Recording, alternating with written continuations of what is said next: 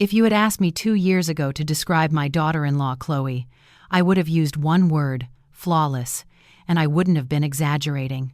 Living here in Evanston, just outside of Chicago, there's a certain standard. The lawns are perfectly manicured, the block parties are tastefully catered, and the pressure to be the perfect family is as thick and humid as the air in August. In that world, Chloe wasn't just surviving, she was the reigning queen. Can you picture it? Our beautiful 2-story colonial, the one my husband and I bought 30 years ago, felt like it had been reborn under her touch. Everything was a symphony of tasteful neutrals and Pottery Barn chic. My son, Michael, a brilliant architect, worked himself to the bone to provide for it all, and Chloe was the conductor. I remember this one Saturday with perfect clarity. It was the annual fundraiser for the elementary school, and Chloe was, of course, chairing the committee. I was there to help, which mostly meant I watched in awe as she orchestrated the entire event with the precision of a military general. Other mothers were flustered, juggling bake sale tins and wrangling their kids. Not Chloe. She glided through the chaos in a crisp white linen dress, her smile never faltering. Her contribution wasn't just a batch of brownies. It was a tray of artisan, brown butter, salted caramel cookies, each one perfectly uniform, tagged with a little card that read, "Made with organic flour and ethically sourced chocolate."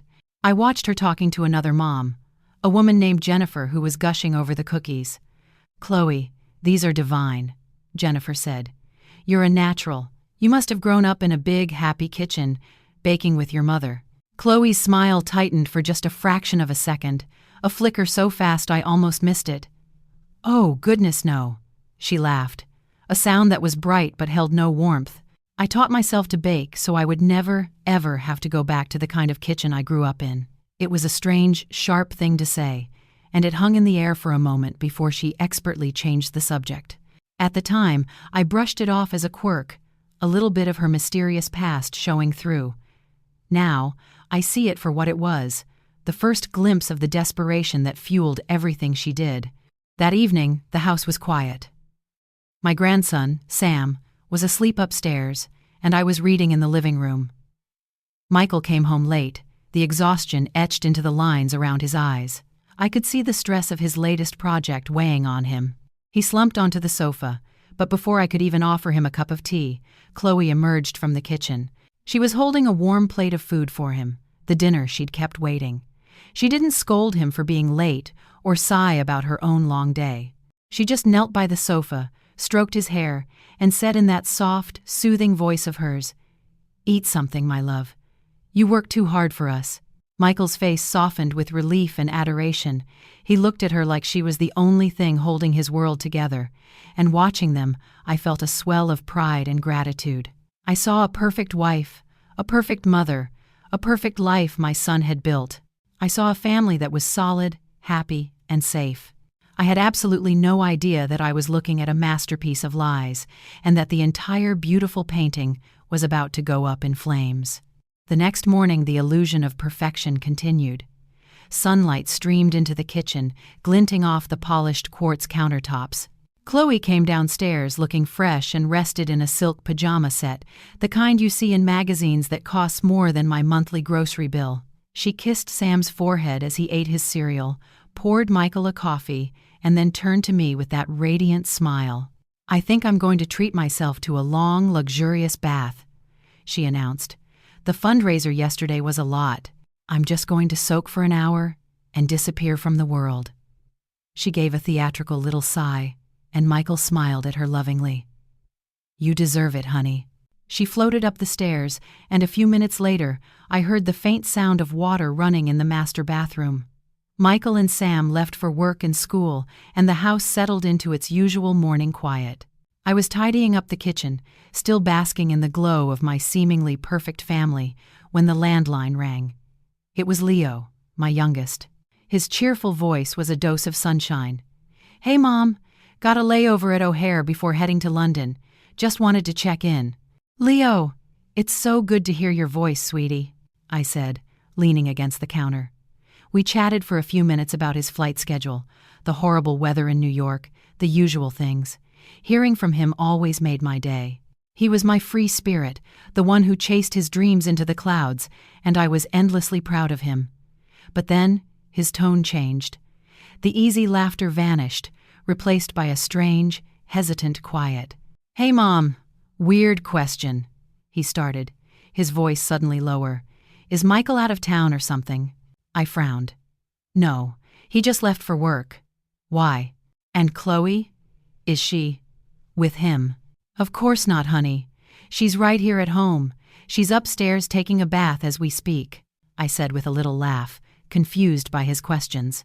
There was a long pause on the other end of the line, so long I thought the call had dropped. I could just make out the tinny sound of an airport announcement in the background. "Leo?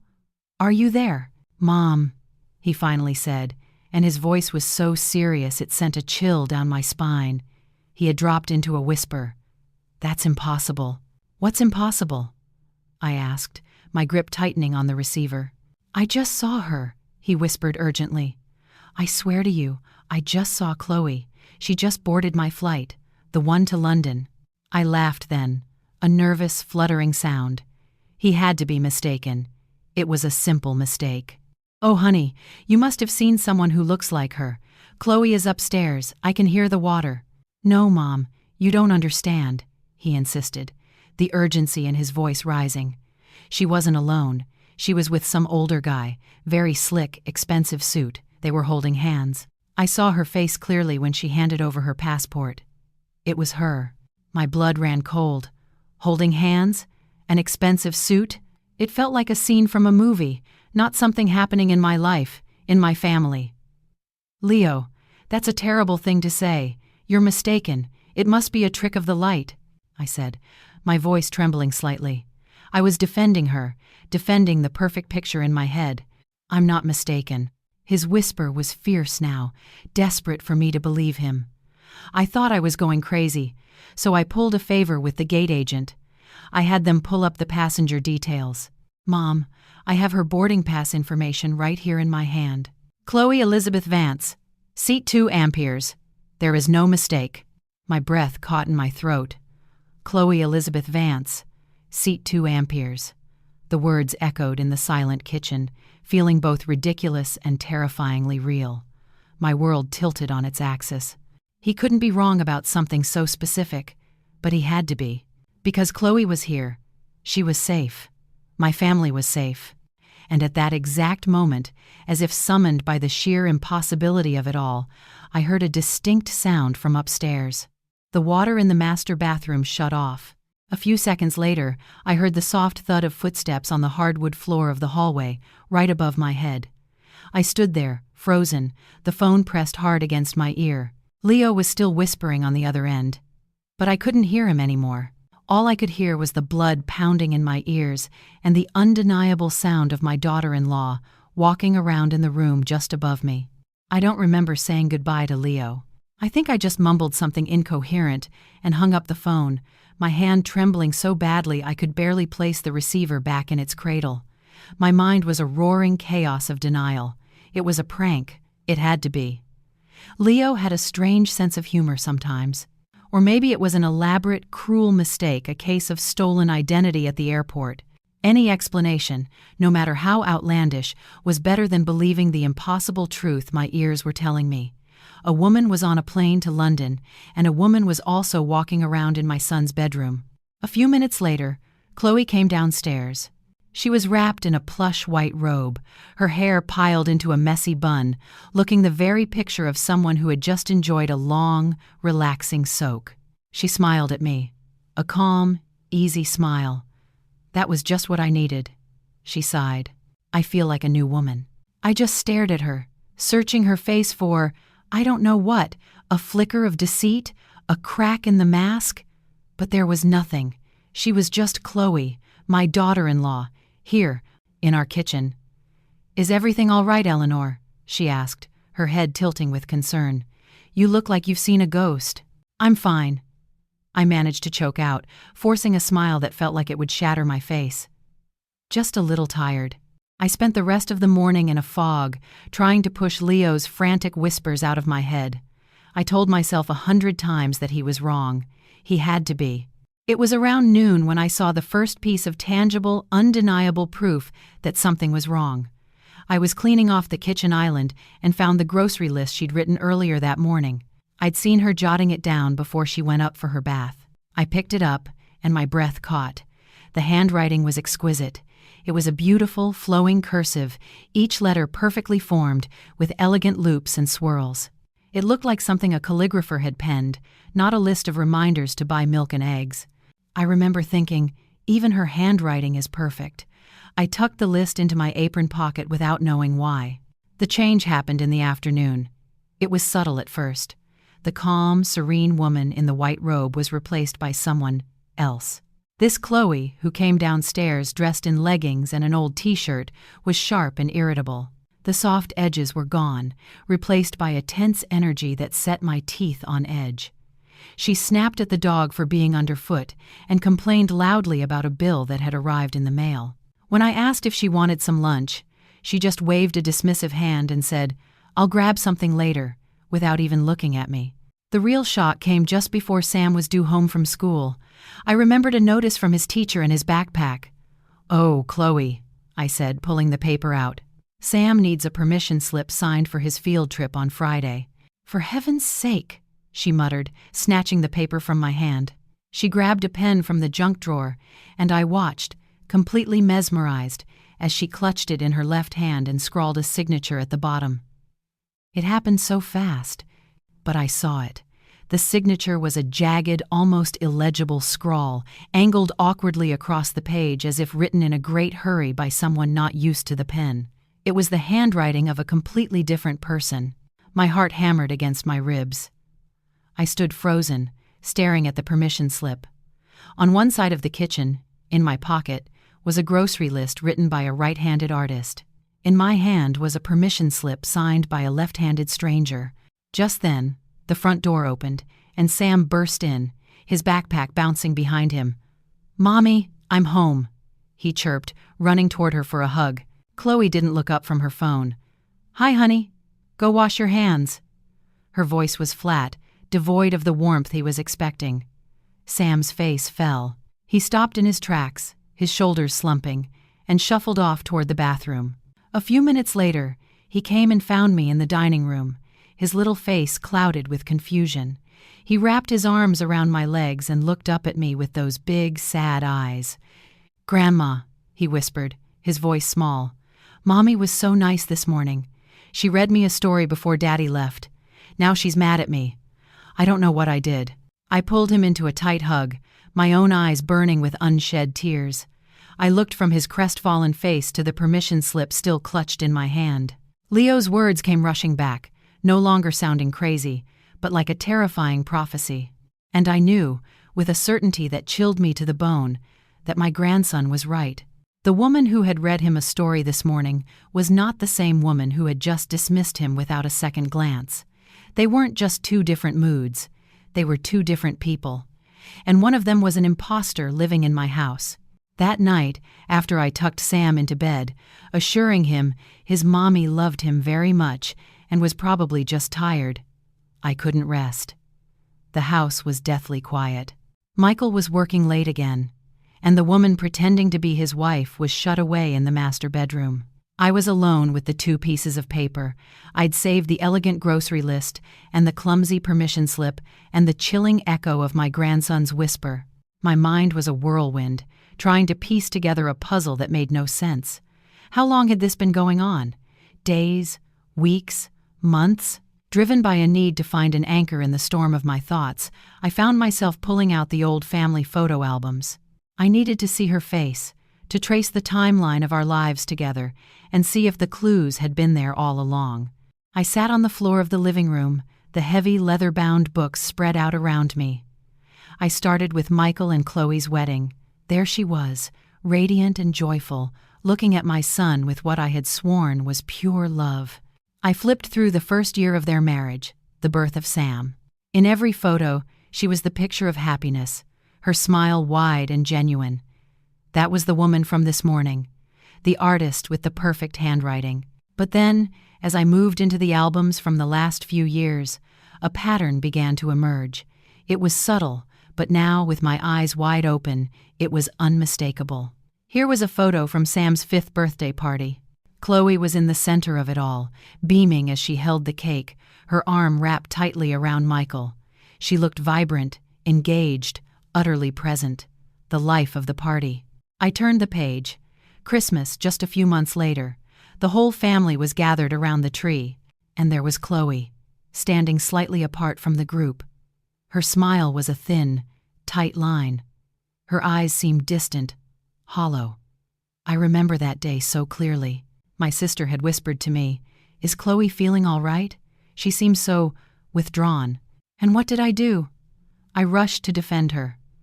"Oh, you know how the holidays are," I'd said with a dismissive wave. "It's all so overwhelming. She's just exhausted." I kept flipping. A summer barbecue where she was laughing, playfully splashing Michael by the sprinkler. Then, a trip to the zoo in the fall, where she walked 10 feet behind everyone else, staring at her phone, a thunderous look on her face. I remembered Michael confiding in me that week. "I don't know what's wrong with Chloe lately," he'd said, his voice full of worry. "Sometimes it feels like I'm living with a stranger." And I had patted his arm and told him it was just a phase, that all marriages have their ups and downs, that he just needed to be patient. Page after page, it was the same story. 2 different women, staring back at me through the glossy pages.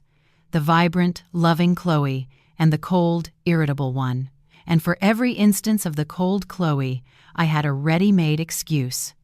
"She's under a lot of pressure with her social media brand. She's not feeling well. She's just having a bad day." A wave of shame washed over me so powerful it made me feel sick. I had spent years smoothing things over, patching up the cracks, desperately trying to keep the picture of our perfect family intact. I thought I was being supportive, a peacekeeper. But I wasn't. I was an enabler. My desperate need to avoid conflict, to pretend that everything was always fine, had created the perfect environment for this monstrosity to take root and grow. I hadn't just been blind, I had actively chosen not to see. I closed the final album, the silence of the house pressing in on me. The woman on the plane to London, the woman scrawling a signature with her left hand, she didn't just appear out of nowhere.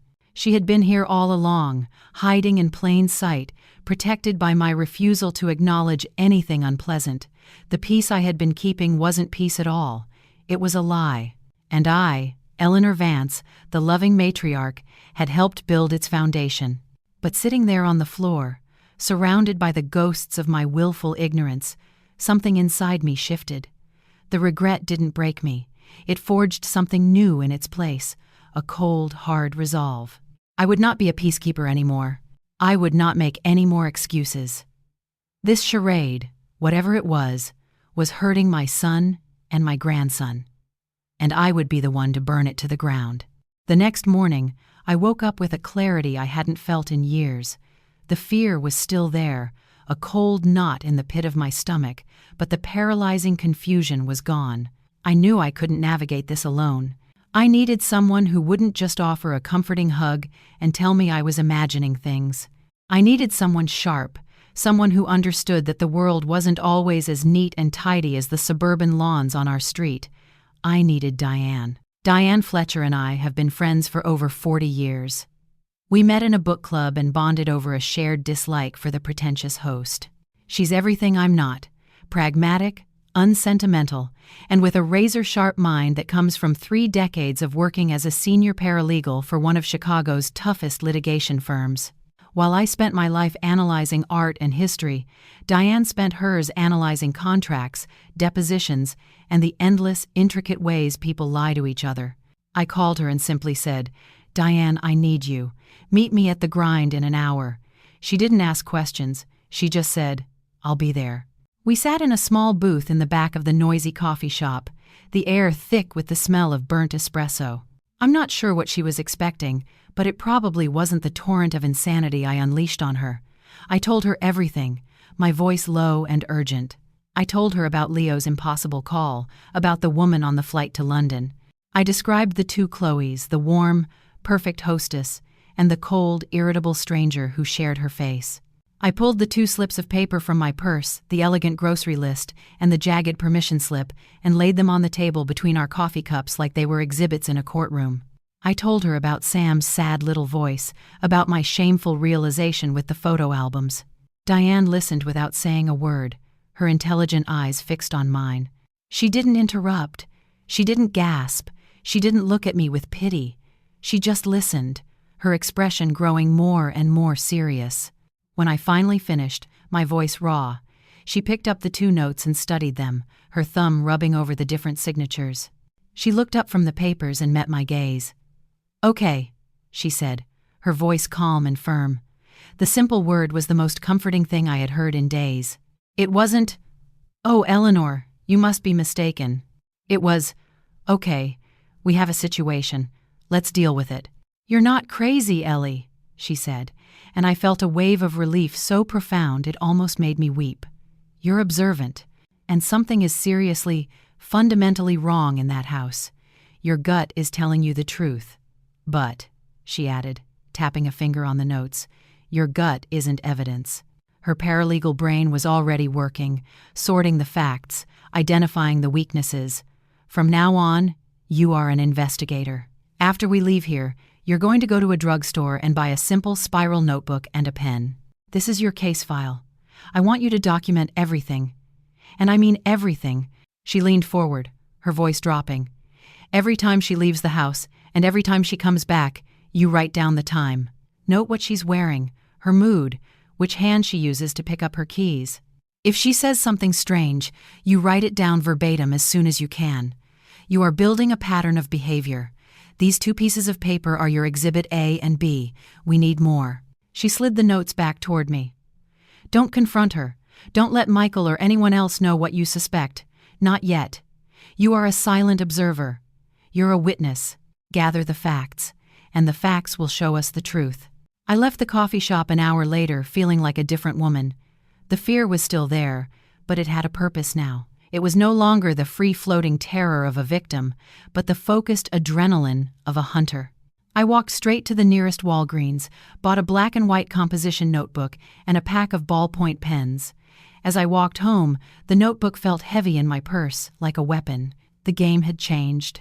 The case of the 2 Chloes was officially open, and I, Eleanor Vance, was the lead investigator. For the next week, I lived a double life.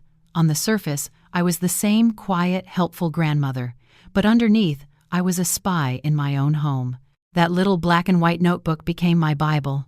I documented everything, just as Diane had instructed. Monday, 9:15 a.m.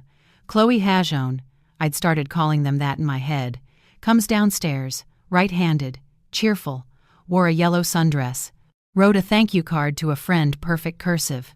Monday, 3:30 p.m. Chloe Hash2 arrives home from errands, left-handed, irritable, wore jeans and a gray hoodie I've never seen, slammed kitchen cabinets. Signature on a package delivery slip was a jagged scrawl. The entries piled up, a damning chronicle of the switch. The evidence was so clear, so undeniable on the page, that I started to feel a strange sense of confidence mixing with my fear. I wasn't going crazy. This was real. But I still didn't have the why. I had the what, but not the why.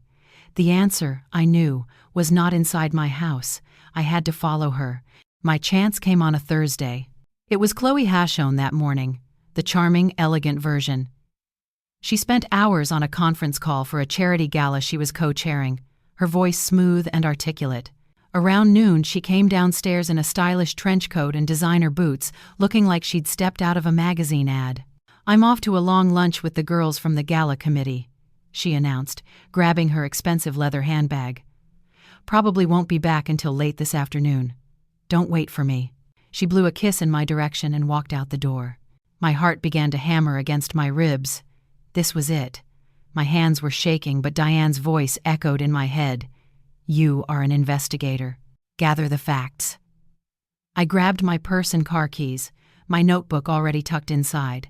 I slipped out the back door, got into my old Buick, and pulled out of the driveway just in time to see her sleek black SUV turn the corner at the end of our street. I've never followed anyone in my life. My heart was in my throat the entire time. I stayed 3 cars behind her, terrified she would spot my familiar sedan in her rearview mirror.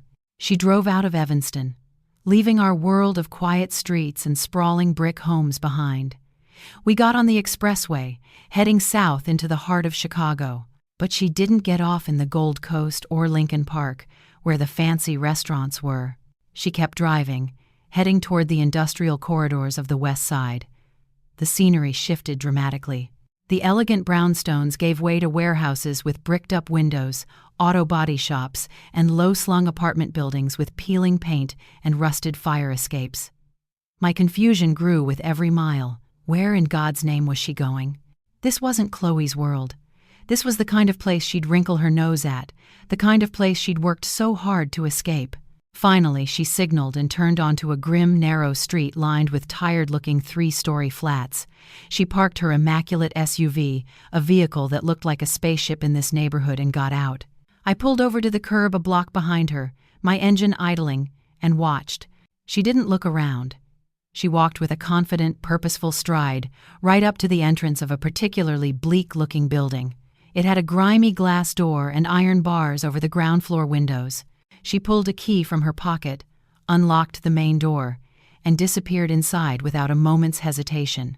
I sat there for a long time, just staring at the building that had swallowed her whole. My mind simply could not compute what I had just seen. This wasn't a restaurant. It wasn't a friend's house. It was a run-down apartment building in one of the city's poorest neighborhoods. I took out my notebook, my hand unsteady. I wrote down the date, the time, and the address.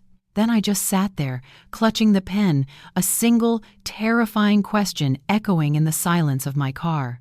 What on earth was the perfect Chloe Vance doing in a place like this? I must have sat in my car across the street from that grim apartment building for almost an hour, my mind trying to build a bridge between 2 impossible shores. On one side was Chloe, the queen of Evanston charity galas, in her trench coat and designer boots. On the other was this bleak, forgotten building. The bridge simply wouldn't build. There was no logic, no reason that could connect the two. Finally, a cold fear began to seep into my confusion. What if she was in trouble? What if someone was forcing her to go to a place like that? My mind spun with a dozen terrifying scenarios, each one darker than the last. I knew I couldn't just sit there. I had to go home. I had to wait until she returned and be ready for whatever this was. The drive back to Evanston was surreal. I retraced the route in reverse, watching the urban decay slowly transform back into tree-lined streets and sprawling, happy-looking homes. It felt like I was traveling between 2 different dimensions. By the time I pulled into my own familiar driveway, my nerves were completely shot. I expected the house to be empty and silent. I steeled myself for a long, anxious wait, hours spent watching the clock and jumping at every sound, waiting for the sleek black SUV to reappear. I let myself in through the side door, my keys trembling in my hand. I walked into the kitchen, my purse slipping from my shoulder and hitting the floor with a dull thud. Because the house wasn't empty. Chloe was standing at the kitchen island. But it wasn't the Chloe I had followed. The trench coat and boots were gone. In their place, she wore a simple, faded college sweatshirt and a pair of worn-in jeans. Her hair was pulled back in a simple ponytail, and her face was free of makeup. She was humming softly to herself, a gentle, pleasant tune, as she patiently guided Sam's hand, showing him how to draw a horse. The kitchen smelled of cinnamon and warm sugar. A batch of snickerdoodle cookies, lumpy, imperfect, and clearly homemade, was cooling on a wire rack. I stared, my mind short-circuiting. It wasn't possible. I had just left her on the west side less than an hour ago. There was no conceivable way she could have driven back through Chicago traffic, changed her entire outfit and demeanor, and started baking cookies. "Chloe," I stammered, my voice a dry whisper. You're home." She looked up from Sam's drawing, and her eyes were different. They were soft, calm, and held none of the sharp, ambitious glint I was used to seeing. This was the face of the nice mommy my grandson had missed. "Of course I'm home," she said with a gentle smile. "Where else would I be? I thought you were running errands." My head was spinning. "Your lunch," I said, my voice barely audible. "With the gala committee. You left." She frowned, a look of genuine confusion on her face. She tilted her head, looking at me with the kind of gentle concern one shows a person who is clearly unwell. My lunch? Silly, that's not until next week. I've been right here all day. We just finished Sam's math homework, and now we're taking a cookie break, aren't we, sweetie? She beamed at Sam, who nodded enthusiastically, his mouth full. I leaned against the doorframe, the blood draining from my face.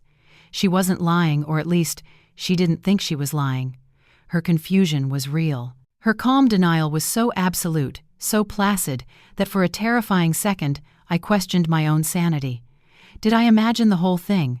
The drive, the gritty street, the bleak apartment building. But then I looked down at my purse on the floor, and I knew. My notebook was in there, the notebook with the address I had just written down, the notebook filled with the evidence of 2 different handwritings, 2 different personalities. It wasn't a trick. I wasn't going crazy. The horrifying, incomprehensible truth settled over me like a shroud. I wasn't dealing with one woman living a secret life. I was dealing with 2, and one of them was in my kitchen, smiling at my grandson, pretending to be his mother. I backed away slowly, mumbling that I had a headache and needed to lie down. I fled to my room and locked the door, my heart pounding a frantic, terrified rhythm against my ribs. The problem was so much bigger and more dangerous than I had ever imagined. I stayed locked in my bedroom for hours. The gentle, domestic sounds from downstairs, the murmur of a television, the clink of dishes feeling more menacing than any silence. My house had been invaded, and I was a prisoner in my own room. I finally picked up my phone and called the only person I could. My voice was a choked whisper when Diane answered. "They're 2 different people, Diane," I said, without any preamble. "There are 2 of them. One of them is in my kitchen right now, making cookies with my grandson." I quickly recounted the impossible scene, the woman in the trench coat, the drive to the west side, and the soft, gentle stranger who had somehow gotten home before me because she had never left. Diane was quiet on the other end, but it was a thoughtful silence, not a disbelieving one. "All right, Ellie," she said finally, her voice steady and calm, cutting through my panic. "You were right. It's worse than we thought. But this is a good thing. You're not crazy, and now you have proof. But you're still missing the most important piece of the puzzle. Who is the woman in that apartment?" "What am I supposed to do?" I asked, my voice trembling. "Call the police? What would I even tell them?" "No, not yet," Diane said firmly. "You need to know who you're dealing with first. You need to go back. Go back to that building. Take a photo of Chloe with you, a good clear one. Ask around. Someone in a building that small knows everyone. You need a name. You need to look this other woman in the eye. That's the only way you'll get the truth." The thought of going back to that grim street, of knocking on a stranger's door, terrified me. But Diane was right. Hiding in my room would solve nothing. The next morning, I waited until the gentle Chloe said she was taking Sam to the park. My hands were shaking as I took a framed photo from the mantelpiece. It was from Sam's first day of kindergarten, with Michael and Chloe beaming on either side of him. It was the real Chloe in the photo. I could tell by the ambitious, confident glint in her eyes. I tucked it into my large purse and drove back to the west side. The apartment building looked even more depressing in the morning light. I found the superintendent, a weary-looking man named George, fixing a leaky pipe in the basement. I showed him the photo. "Excuse me," I said, trying to keep my voice steady. "I'm looking for this woman. I believe she might live here." He squinted at the picture, then nodded. "Oh yeah, that's Tessa. Looks just like her. Sweet girl. Lives up in 4B with her dad. Poor guy's real sick." He wiped his hands on a rag. "She's a good daughter, that one. Always working. Tessa." The name echoed in my head. It was a real name for a real person. My heart pounding, I walked up the 4 flights of creaking stairs. The hallway smelled of stale cooking oil and disinfectant. I stood in front of the door to 4B, my knuckles hovering just above the peeling paint. This was it, the point of no return. I knocked. The door opened a crack, and a single, terrified eye peered out. It was the same eye I saw in my kitchen every day, but this one was filled with a raw, hunted fear. "What do you want?" she whispered. I held up the family photo. "I think we need to talk," I said, my voice stronger than I expected. The door opened fully, and I was face to face with her. She was identical to Chloe in every feature, but she seemed smaller, worn down. She was swimming in an old, frayed cardigan, and her face was pale with exhaustion. She saw the photo in my hand, and all the color drained from her face. She tried to slam the door, but I was faster, putting my foot in the way. "Please," I said, my voice softening. "I'm not here to hurt you. I just need to understand." Her shoulders slumped in defeat, and she let me in. The apartment was tiny and heartbreakingly bare. In the corner of the small living room, an elderly man lay on a hospital-style bed, a thin blanket pulled up to his chin, his breathing shallow.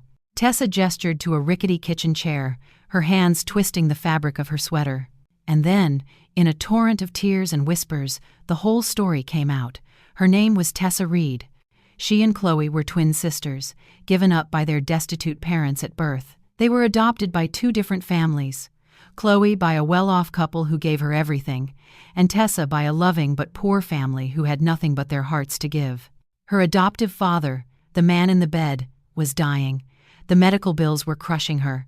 She had never even known she had a sister until Chloe had sought her out 6 months ago, appearing like a phantom from a life she couldn't imagine. Chloe had told her the truth of their birth, and then, in the same breath, made her an offer. Chloe had a secret life, a life that required her to be away for days at a time. She offered Tessa an insane amount of money, enough to pay for her father's medicine for a year, if she would just fill in for her, be her stand-in. All she had to do was wear Chloe's clothes, live in Chloe's beautiful house, and take care of Chloe's son. "I didn't want to do it," Tessa sobbed, her face buried in her hands. "It felt so wrong, but my dad, he needs his medicine." She knew I was desperate. She told me it was a victimless crime, that no one would ever know. I sat there on that rickety chair, in that sad little apartment, and my heart broke. It broke for this poor, terrified girl, trapped by circumstance and exploited by her own flesh and blood. And it broke with a fresh wave of rage for Chloe. This wasn't just a deception. It was an act of profound cruelty. She hadn't just found a sister, she'd found a pawn. I finally knew who Tessa was, but her confession had ripped open a brand new, terrifying question. What was the real Chloe doing with all this freedom she had so cruelly bought? Where was she going? And who was she with? I left Tessa's apartment with a heart heavy with pity and a spirit burning with a cold, righteous anger. The full scope of Chloe's cruelty was staggering. She hadn't just deceived us. She had systematically exploited a desperate, vulnerable woman, her own sister. Walking down those creaking stairs and out into the bright, indifferent sunlight, I felt a profound shift inside me. The investigator's job was done. Now, the matriarch's work began. My goal was no longer just to understand the truth, but to expose it and protect my family from the poison that had infected it. I didn't go straight home. I drove to a quiet park overlooking the lake and made 2 calls. The first was to Leo. He picked up on the second ring, his voice anxious. "Mom, did you find anything?" "Leo," I said, my voice low and steady. "You were right from the very beginning, but the truth is so much stranger than either of us could have imagined." I gave him the short, unbelievable version. The twins separated at birth, the desperate sister, the cruel arrangement. He was silent on the other end, the sound of his shocked breathing the only reply. "I need you to come home," I continued, my voice firm. "I'm going to put an end to this on Friday night.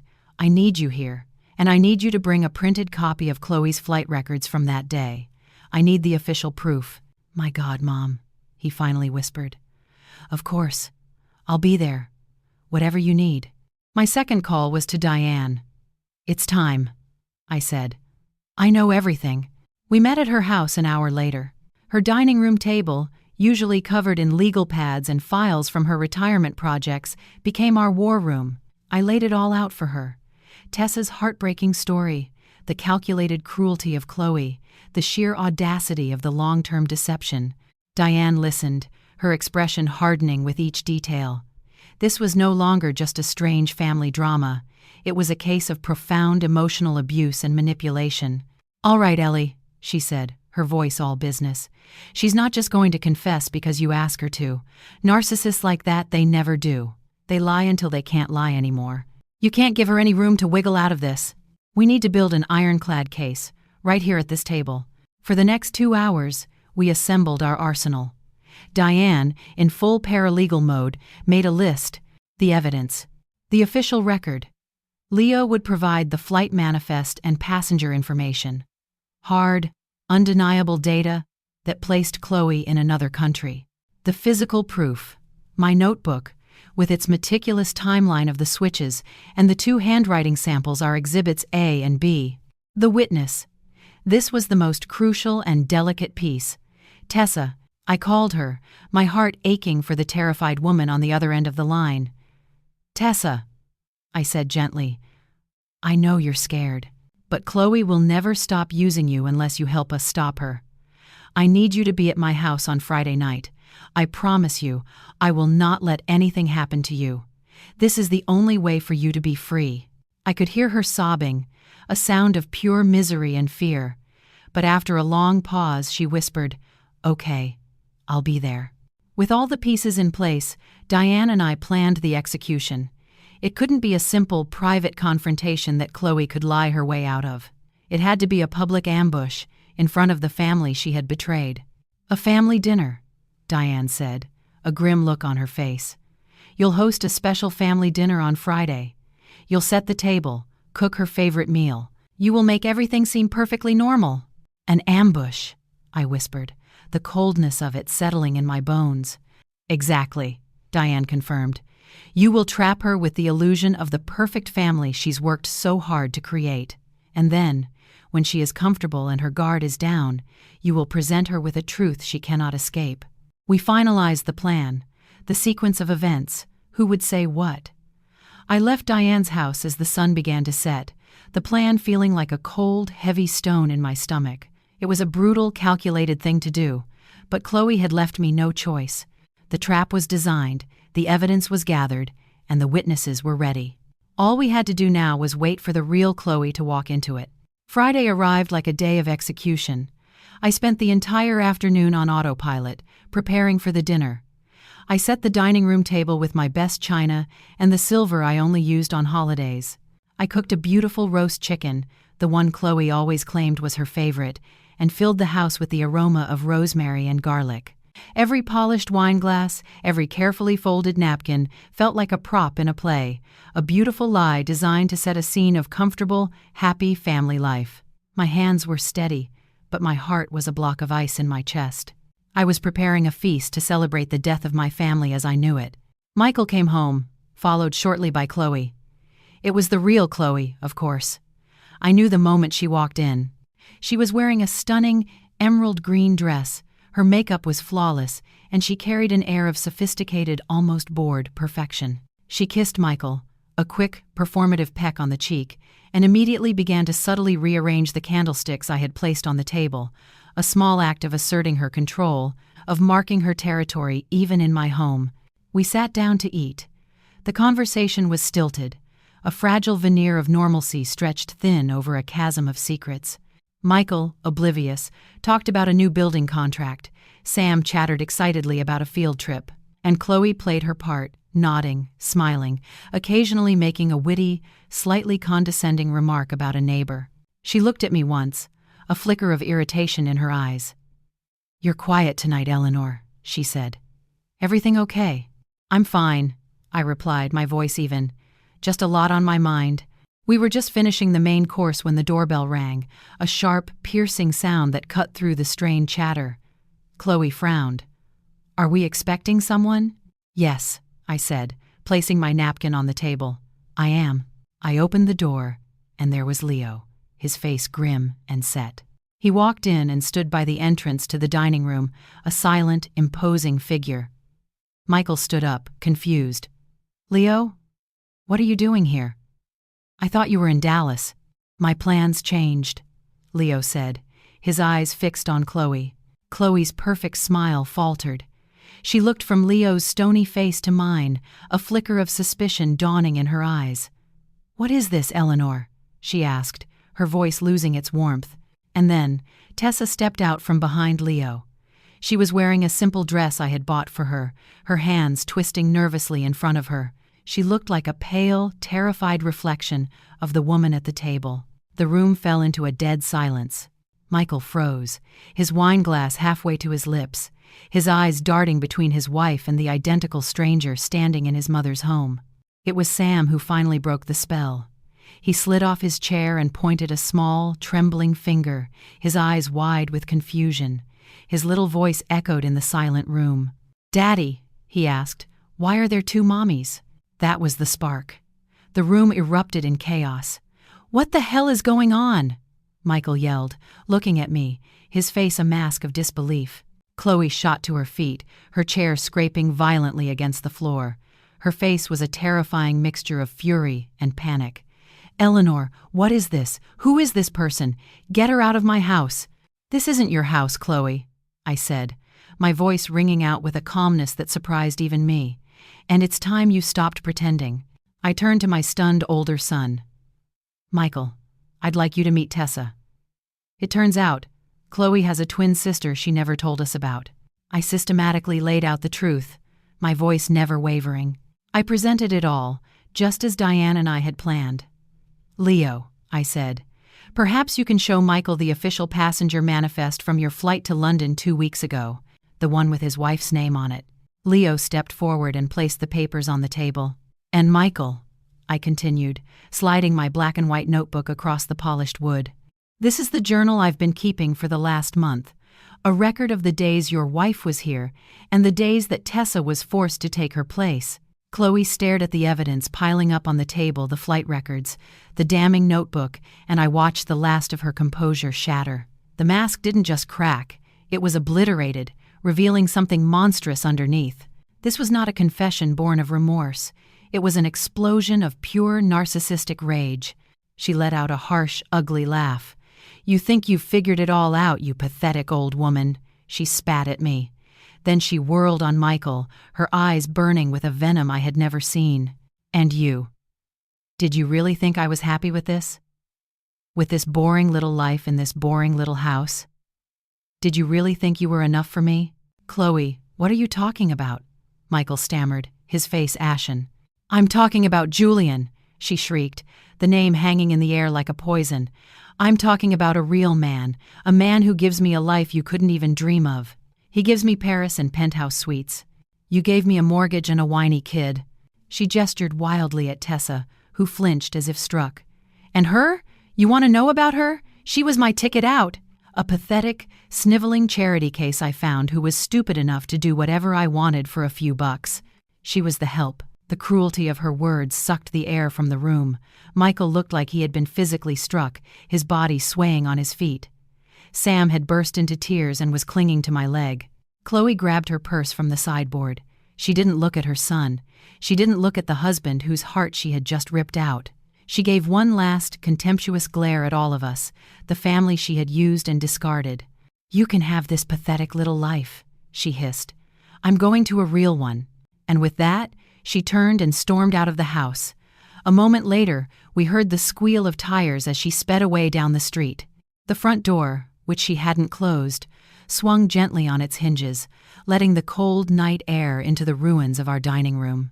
For a long time after the door slammed shut, nobody moved. We just stood there in the wreckage of my dining room, the beautiful meal growing cold on our plates, the festive candles burning down like funeral pyres. The silence Chloe left behind was louder and more violent than her screaming had been. It was a vacuum, sucking all the warmth and life out of the room. Michael was the first to break, but it wasn't a loud sound. It was a quiet, ragged exhale, and he sank into his chair as if his bones had turned to dust. He just stared at the wall, his face completely blank, his eyes seeing nothing.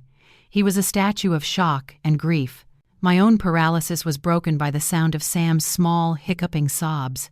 He was still clinging to my leg, his face buried in my dress. I knelt and wrapped my arms around him, pulling him into a hug so tight I could feel his little heart beating frantically against mine. "Is Mommy mad at us?" he whispered, his voice trembling. "Is she ever coming back?" The question was a knife in my heart, and I had no answer for him. It was Leo, my practical, steady Leo, who finally moved. He walked to the front door and closed it, shutting out the cold night and the ghost of the woman who had just abandoned us. He came back and put a hand on Michael's shoulder, but our older brother didn't even flinch. He was gone, lost in the ruins of the life he thought he had. Tessa stood by the doorway, looking absolutely horrified. She was pale and shaking, tears streaming silently down her face. "I'm so sorry," she whispered, her voice cracking. I never wanted to hurt anyone. I'm so sorry." She looked like she wanted to bolt, to run back to her own sad life and disappear. "This is not your fault, honey," I said, my voice thick with emotion. "You were a victim in this, just like the rest of us." The days that followed were the bleakest I have ever known. The house felt cavernous and cold, haunted by the ghost of a family that had never really existed. Chloe was gone. She didn't call. She didn't text. She made no attempt to speak to her son, the ultimate and most cruel confirmation of her parting words. She had simply vanished into her new, better life, leaving us to clean up her mess. Michael was a ghost. He would leave for work before dawn and come home long after dark, his face a gray mask of exhaustion. When he was home, he'd either lock himself in his study or sit in the living room, staring blankly at the television without seeing it. He was hollowed out, consumed by a betrayal so profound he couldn't even speak its name. I tried to talk to him, to comfort him, but it was like talking to a brick wall. The shame and the pain had sealed him inside himself. The silence was the worst part. The silence where Sam's laughter used to be. The silence where Michael and Chloe used to banter in the kitchen.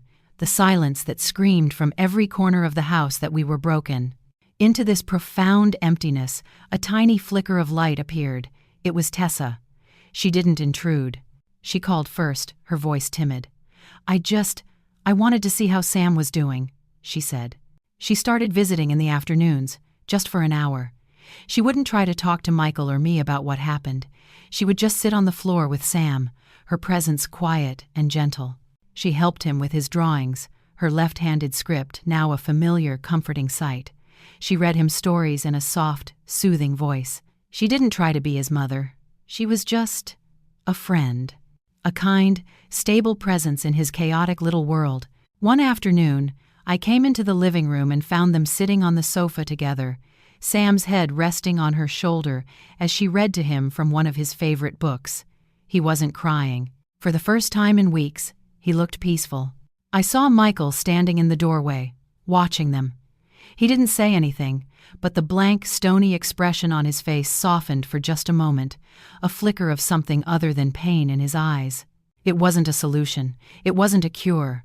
The wound was still gaping and raw, but watching them, I felt the first, tentative stirring of hope I had felt since that terrible night. Maybe, just maybe, the woman Chloe had used to destroy our family could be the one to help us start to heal. The seasons turned. The raw, open wound of that autumn night slowly began to scar over as a bitter Chicago winter descended. The divorce was a grim, mechanical process happening in the background, a series of sterile emails and letters from lawyers that Michael would read with a stony face before filing them away. The house was no longer a tomb, but it was still a quiet, somber place, haunted by the aftershocks of the explosion. Through it all, Tessa became our quiet anchor. Her visits grew more frequent, her presence woven gently into the fabric of our broken lives. She never tried to be Chloe. She was the anti-Chloe in every way. Where Chloe's perfection had been a constant, exhausting performance, Tessa's kindness was a quiet, steady thing. It showed up in small, simple ways. She'd bring over a pot of chili, not because it was impressive, but because she knew Michael hadn't been eating properly. She'd sit with Sam for hours, patiently helping him sound out words as he learned to read, her clumsy, left-handed script a constant, comforting presence in his school notebooks. I watched as she and Michael began to build a fragile bridge across the chasm of their shared trauma. It started with silence. They would sit in the kitchen together after Sam was in bed, nursing cups of tea, not needing to speak. Then, slowly, came the words. I would overhear him talking to her about his work, the passion for architecture that Chloe had dismissed as boring, suddenly flickering back to life as Tessa listened with genuine, thoughtful interest. I saw her make him laugh one evening, a small, rusty sound, but a real laugh nonetheless, a sound I hadn't heard in months. She wasn't trying to fix him. She was simply sitting with him in the darkness until he was ready to find the light again. She never spoke of Chloe. She never mentioned the past. She was all about the present, the next page in the book, the next meal, the next small step forward. The real turning point came on a Saturday in late January.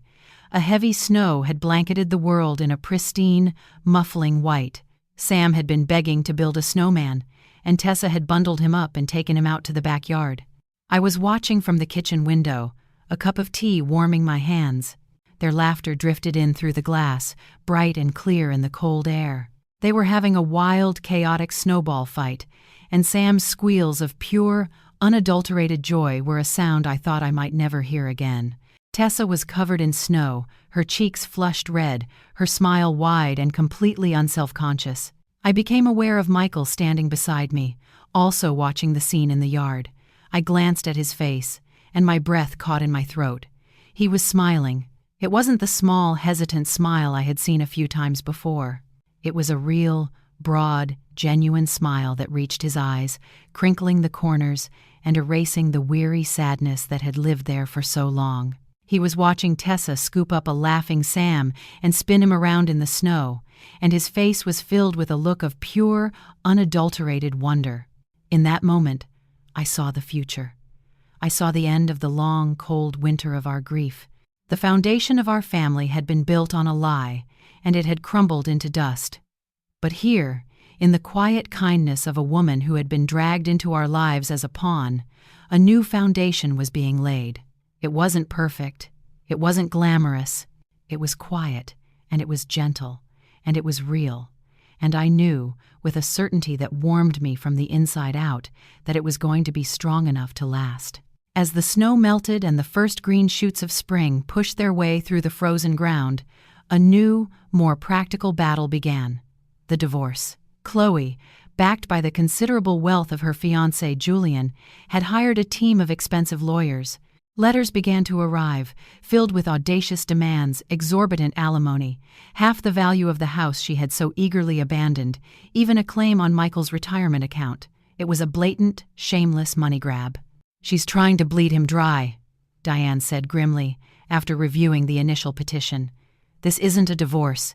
It's a corporate takeover. You need more than a simple family lawyer. You need a shark." And Diane knew the shark. Her name was Miss Albright, a legendary litigator with a reputation for being brilliant, ruthless, and completely devoid of sentiment. Our first meeting with her was terrifying. She was a tall, imposing woman in a severe black suit, her office overlooking the Chicago River from 50 stories up. She listened to Michael's emotional, stammering account of Chloe's betrayal without a flicker of sympathy on her face. "Feelings are irrelevant in a deposition," she said, her voice as cold and sharp as broken glass. "Abandonment is a fact. Fraudulent representation is a fact. Give me the facts, Mr. Vance, and I will win your case." She was brutal, efficient, and exactly what we needed. Miss Albright tore into Chloe's case with a surgical precision that was both awe-inspiring and terrifying to watch. She used my notebook, Leo's flight records, and Tessa's sworn affidavit to paint a picture not of a wronged wife, but of a calculating fraud. She systematically dismantled every one of Chloe's claims, countering their demands with motions to have Chloe investigated for financial deception. The battle was swift and brutal.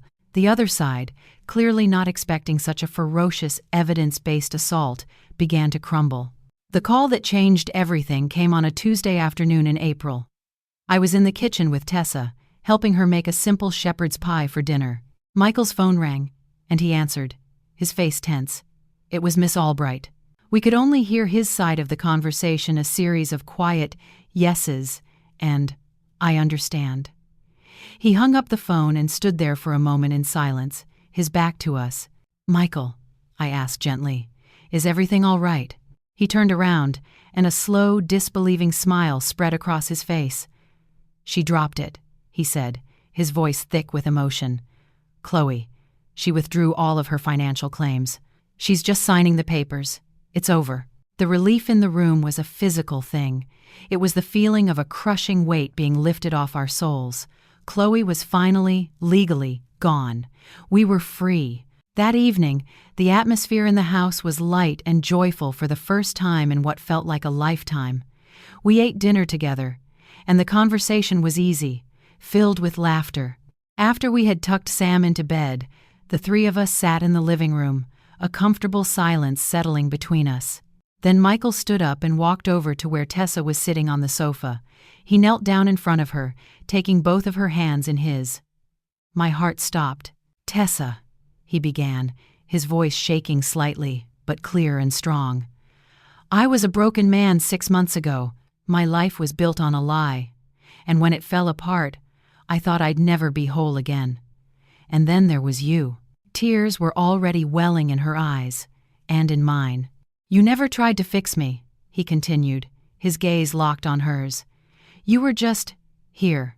You were kind, and you were real. You showed me and Sam what real love, real family, looks like. It's not about perfection. It's about showing up, and you have shown up for us every single day. I don't want to spend another day without you." He pulled a small, simple ring from his pocket. It wasn't a giant, flashy diamond like the one Chloe had worn, but a beautiful, understated sapphire. "Tessa Reed," he said, his voice full of a love that was pure and true. "Will you marry me? Will you help me build a new life, a real one, this time?"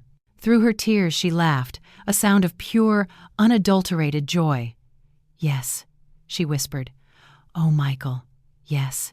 I sat in my armchair, watching my son place the ring on her finger, and I wept.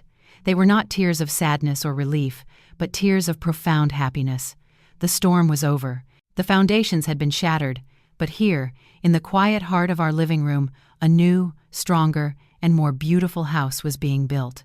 1 year later, on a warm, sun-drenched Saturday in August, our family gathered in the backyard. The bitter memories of that horrible dinner had been replaced by the sweet scent of the roses blooming along the fence. There were no caterers, no string quartets, just 30 of our closest family and friends. Sam, looking impossibly grown up in a tiny tuxedo, served as his dad's best man and ring-bearer.